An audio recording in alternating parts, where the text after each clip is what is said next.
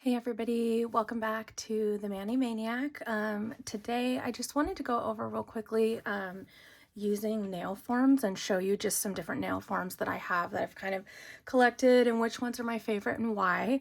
If you're just starting to work with nail forms, I know it can feel really intimidating because usually if you're gluing tips on, everything's done for you once you get that done. You don't have to worry about, getting the shape right when you're laying your acrylic or gel. And so it can feel kind of strange to go from tips to forms. When I started doing nails, I started out with forms right off the bat. I've never used tips. And there's a couple reasons for that. The tips, obviously, because they're plastic and because they're held on with glue, that does break down over time. And I found that when I use the forms and sculpt the entire nail, including the free edge with the forms, instead of putting the tip on, I can continue to fill it for a long time, and I'm never going to risk that glue coming loose or losing any of its structure. So that's primarily the reason why I just stick with the forms. So I have 4 different forms to show you today. And I'll go ahead and put them on my fingers so you can see the differences between them and why. So these are the forms from Young Nails. I really like these forms, and these are the ones I probably started using like first. And they're really sticky, and they're customizable. You know, you can add more if you need extra length because they are a lot shorter than these other ones that you can see here. But I do like them because they're very sturdy, and I don't feel like they're gonna fall off or anything. So I usually, when I'm getting ready to put a form on, is I kind of get it ready. I pre-pinch just this because the pinch that you're going to use is going to depend on what shape you're going for. If you're trying to sculpt a square nail, obviously you don't want to pinch it if you want longer squares, because that is going to make the tip of the free edge a lot thinner. So those are just kind of things you want to think about. One of the things I will tell you, and the ultimate reason why my favorite of these is my favorite, I do have extended hyponychium on a lot of my nails. It's just they have always grown that way. But you can see, like this one here, I don't know if you can see the skin underneath comes up a lot farther than, say, on this one. And because of that, a lot of times I have trouble with forms because when I go to fit them on, this inside edge that goes under the nail hits my hyponychium and it hurts. So if that happens to you, then I'll tell you a little bit later what my favorite form is. You can cut into these so that there's a little extra space. And you can customize any forms that way. So if you do have that problem, you can fix that. So this one's not too bad, so I'll go ahead and just put it on here. When you're putting on a form, of course, you want to make sure that it fits completely under the nail. And the most important part is that this center spot has no gap. So on a lot of my nails, the way that they're curved, the form doesn't really hit all of the points. It doesn't, form exactly to my natural nail. But the most important thing I need to do is make sure that that spot here is completely against the bottom of the free edge of my nail. So you can see here, when I push that down, I can secure that, and I can shake my hand and it's not going to come off or move, which is great. So there is that. That's the Young Nails form. And I mean, for almost any length, unless you wear really long nails, these forms are going to be fine, and they're inexpensive for the quality, and they come in these rolls like they all do of about 500 each. So yeah, so that's the Young Nails form. This next form is from Koopa. And again, if you're sculpting really, really long nails, these are great. If you're not going to sculpt super long nails and this is in your way, there is perforated, so you can take this off.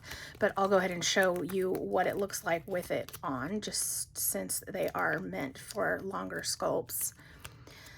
So I would do this kind of in the same way. I'm going to go ahead and bend it. A lot of people do this whole rolling thing. If you ever see the difference between these, These Young Nails forms aren't as rigid, so you don't really need to do that. They'll go into this nice C-curve shape real easily. These are a more paper feeling, and so you do kind of roll it, and that'll give you more of a little curve there.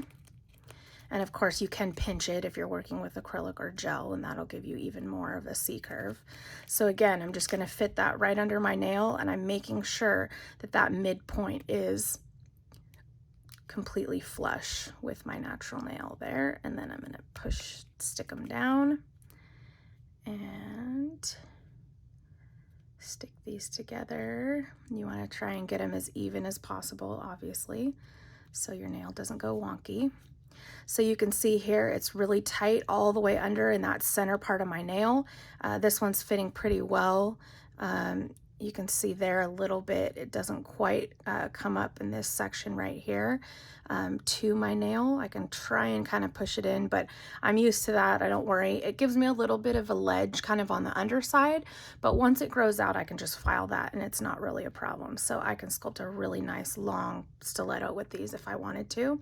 Again, I can shake my hand. Pretty secure. It doesn't feel quite as secure as the Young Nails one did, but obviously, you know, you're not shaking your hands around when you're doing nails. So those are the Koopa forms. These forms are from enailcouture. And again, these are much more like papery, cardboardy kind of feeling. So we want to give that a little.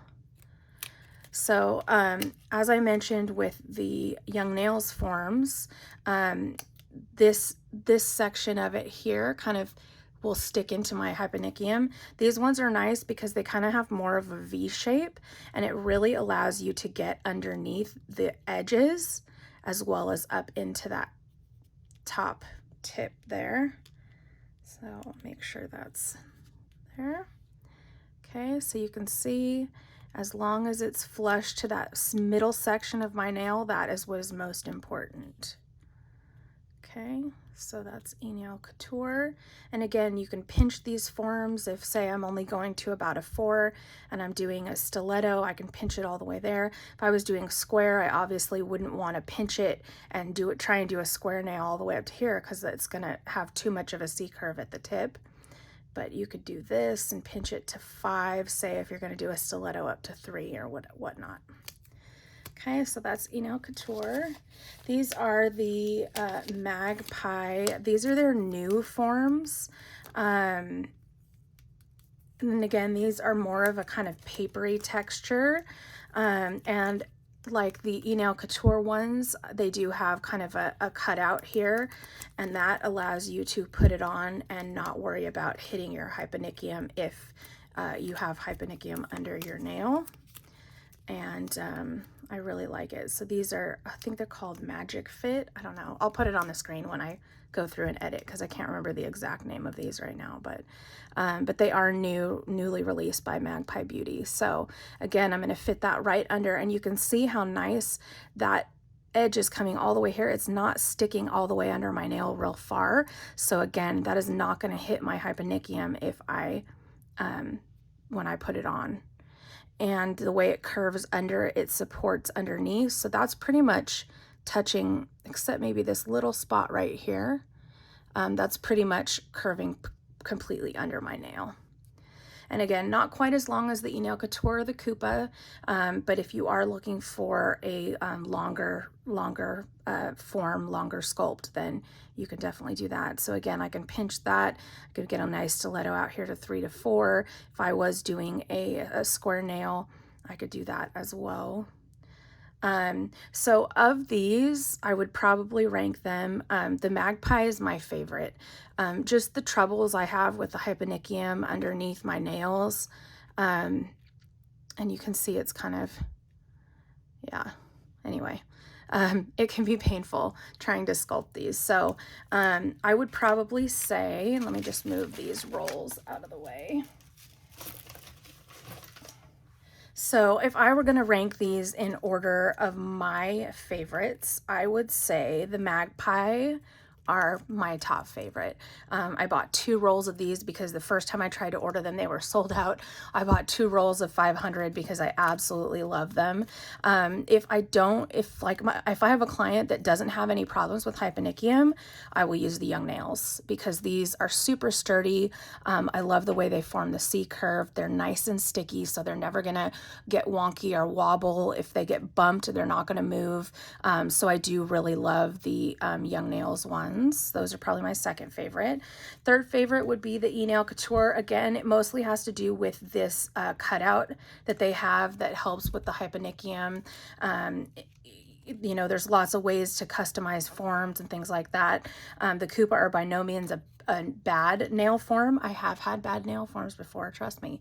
I got some at a beauty supply store once and I literally used 2 of them and returned them because they were awful. But so these are probably the top forms I would use, and I really, really like them.